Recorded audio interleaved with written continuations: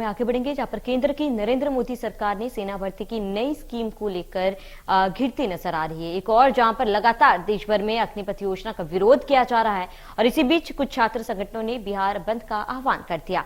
इस योजना के खिलाफ बिहार, यूपी, हरियाणा, हिमाचल, उत्तराखंड, राजस्थान समेत 15 राज्यों में हिंसक प्रदर्शन हो रहे हैं।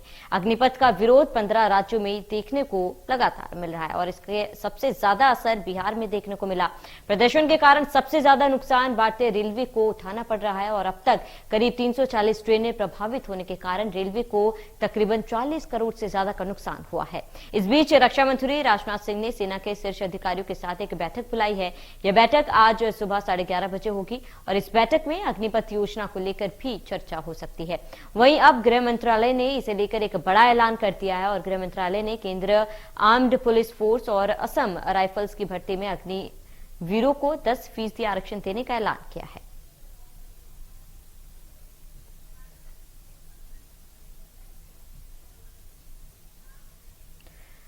ज्यादा जानकारी के लिए संवाददाता पंकज चतुर्वेदी हमारे साथ जुड़ चुके हैं वाराणसी से। पंकज, क्या कुछ पूरी जानकारी, क्योंकि एक बड़ा ऐलान जहां पर गृह मंत्रालय द्वारा किया गया है, वहीं रक्षा मंत्री का अभी थोड़ी देर में बैठक जो है वो शुरू होने जा रही है।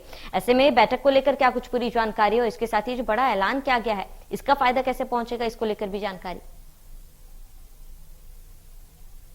लेकिन निश्चित तौर पर बताना चाहेंगे, जिस तरीके से जो केंद्र सरकार ने ऐलान किया है कि असम राइफल से लेके सीआरपीएफ में भी जो 10% की जो इनको वरीयता दी जाएगी, तो ये अपने आप में बहुत बड़ा कदम है सरकार का। और कहीं ना कहीं जो भटके हुए युवा हैं, आप इनको ये आप कह सकते हैं कि ज्यादातर जो बवाली थे ये एक्चुअल में 75% उसमें जो है उनको इंटेंशनली उन्होंने बवाल किया था और कहीं ना कहीं से जो प्रायोजित चीजें लग रही थी, क्योंकि बनारस के भी युवा, इसमें से गैर जनपद के भी युवा उसमें हैं। पुलिस उनकी जो है जो चैट, व्हाट्सएप चैट है, उसको भी खंगाल रही है और उनके मार्फत और भी जो बवाली हैं वहां तक पहुंचने का प्रयास भी किया जा रहा है। तो वही मैंने आपको बताया कि निश्चित तौर पे ये उनको भटकाने का प्रयास किया गया है और इसको किसी तरीके से प्रायोजित करने का प्रयास किया गया है और इसको राजनीतिक रूप देने का प्रयास किया जा रहा है। इस बीच केंद्र सरकार का ये ऐलान बहुत बड़ा सुकून भरा है।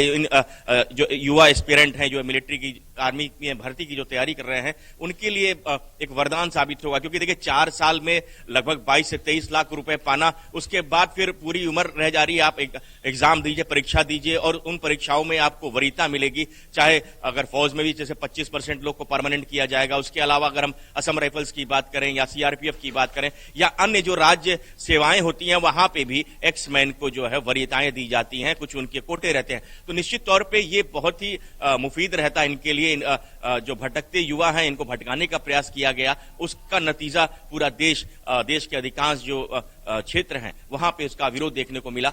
इस बीच अगर हालांकि केंद्र सरकार ने यह फैसला लिया है, ये घोषणा की है, तो निश्चित तौर पे इनको ये फायदा होगा। अब देखिए आज जो गृह मंत्री अमित शाह की जो बैठक होगी उसमें और क्या तथ्य निकल के आते हैं, ये देखना बेहद महत्वपूर्ण होगा। जी बिल्कुल पंकज, क्योंकि अब थोड़ी देर में बैठक जो है वो शुरू हो जाएगी। इस बैठक में कौन कौन वरिष्ठ अधिकारी जो है वो शामिल होंगे? देखिए, अगर गृह मंत्री हैं अमित शाह, तो उनके संग निश्चित तौर पे गृह मंत्रालय के जो मिनिस्ट्री ऑफ होम अफेयर्स के जो हम कहते हैं कि सीआरपीएफ के जो बड़े आला अधिकारी हैं, वो वरिष्ठ अधिकारी हैं, वो शामिल होंगे। और जो पैरामिलिट्री फोर्सेस के जो पैरामिलिट्री फोर्सेस के विंग हैं, उनके जो चीफ हैं वो तो रहेंगे ही और सेना प्रमुख भी उस बैठक में रहेंगे। तो ये बहुत ही महत्वपूर्ण बैठक होगी और उसमें से जो तथ्य निकल के आएंगे वो निश्चित तौर पे फौरी जो राहत देने वाला काम करेंगे। यदि हम छात्रों के संदर्भ में अगर बात करें तो। जी बिल्कुल पंकज, तमाम जानकारी के लिए आपका बहुत बहुत शुक्रिया।